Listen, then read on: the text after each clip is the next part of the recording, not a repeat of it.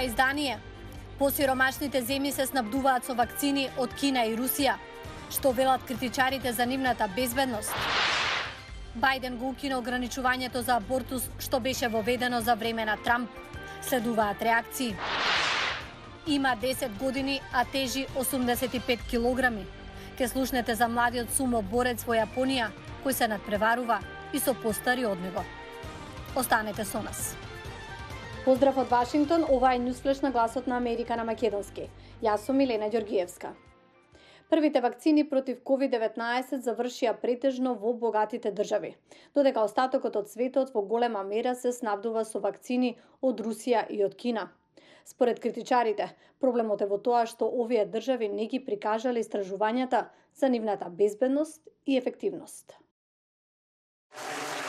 Медицинска сестра од домородното население беше прво лице вакцинирано во бразилската држава Амазонас. Вакцината беше од кинеската компанија Синовак. Тестирањата во Бразил покажале 78% ефикасност во спречување на случаи опасни по животот од COVID-19 и околу 50% ефикасност. Не е лош, смета Наталија Пастерна, микробиолог од Универзитетот во Сан Пауло. Nós temos uma boa vacina. Имаме добра вакцина. Не е најдобра на светот, не е совршена, но е добра.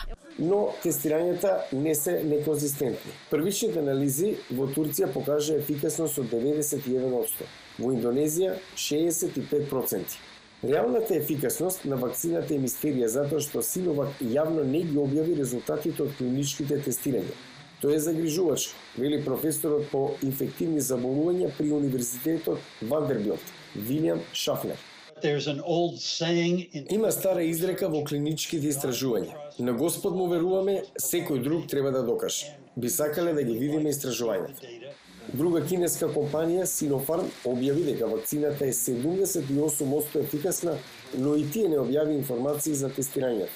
Сепак, неколку држави ги поздравуваат кинеските вакцини. Најмногу поради фактор што сите други вакцини завршија во богатите земји. Бразилскиот институт Бутантан при Универзитетот во Сао Пауло ја тестираше вакцината Синовак. Директорот Димас Ковас вели дека соработката со кинеската компанија била добар потек.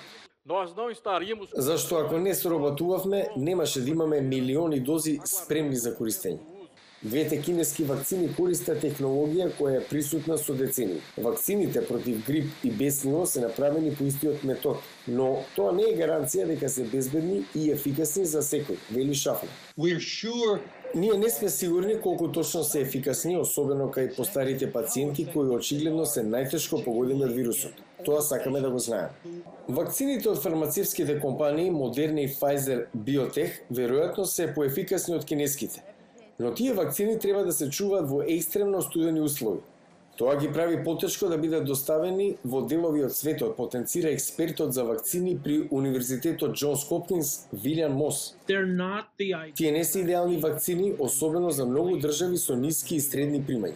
Кинеските вакцини може да се чуваат на стандардна температура во фрижидер. Исто така и руската вакцина Спутник V. Додека кинеските и руските фармацевски компании се критикувани заради несподелување на резултатите од тестирањата, неодамнашна студија објавена во медицинскиот журнал Lancet покажа дека таа има повеќе од 91% ефикасност. Тоа ја става меѓу најдобрите во светот, вели Мос. Тоа е охрабрувачко. Мислам дека податоците се добри за светот да има уште една вакцина. Тоа се добри вести за Аргентина, Унгарија и секаде каде луѓе се вакцинирани со вакцината Спутник V. Председателот на САД Џо Бајден укина дел од здравствените политики на Трамп, вклучувајќи и она за ограничен пристап до абортус во и надвор од државата. Повеќе за тоа што ова ќе значи за репродуктивните права на жените во светот во наредните неколку минути. Клиниките кои нудат репродуктивни здравствени услуги на жените во светот сега може да обезбедуваат информации за абортусот, без да стравуваат оти го изгубат финансирањето. Председателот на САД Џо Бајден донесе извршна наредба да го прошири пристапот до репродуктивната здравствена заштита дома и во странство, укинувајќи ја и Мексико Сити регулативата.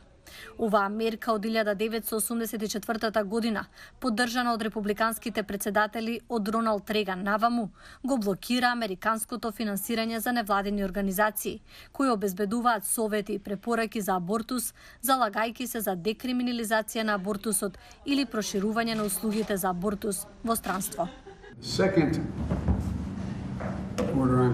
Втората наредба што ја подпишувам се однесува на заштита на здравјето на жените дома и во странство. Таа става крај на промените со кои беше отежнат пристапот на жените до здравствена заштита во однос на репродуктивните права. Поранешните демократски председатели, меѓу кои Бил Клинтон и Барак Обама, го повлекоа тоа правило, велејќи дека го загрозува пристапот до клучна здравствена заштита на жените и девојчињата во светот. Секој пат кога фондовите за услугите за репродуктивно здравје, вклучувајќи и за абортус, се кратат или намалуваат, независно дали дома или во странство, се ставаат во ризик здравјето, економската безбедност и животите на луѓето. Бајден исто така ги укина и домашните рестрикции за абортус. Абортусот е легален во САД, но беше многу потешко достапен за време на администрацијата на Трамп.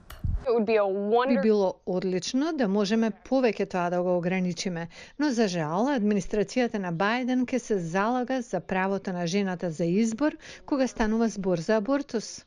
Во друг потек да ги укине политиките на Трамп, Бајден потпиша извршни наредби за поголем пристап до Федералната програма за здравствена заштита за оние со пониски примања Medicaid и го врати здравственото осигурување согласно Законот за здравствена заштита, познат како Обамакеар. Во основа, најдобар начин да се опишат е да ја поправат штетата што ја направи Трамп. Според фондацијата Кајзер, околу 15 милиони американци сега без осигурување би можеле да имаат корист од тоа. Млад шампион во сумо борење во Јапонија може да победи и постари противници. По цел ден тој тренира со неговиот татко за да може да доминира во овој национален спорт. Погледнете што се прави за да го постигне тоа. На само 10 години Кјута Кумагаи веќе е светски сумо боречки шампион. Тежи 85 килограми, јаде по 4000 калории дневно и поразува момчиња 5 и 6 години постари од него.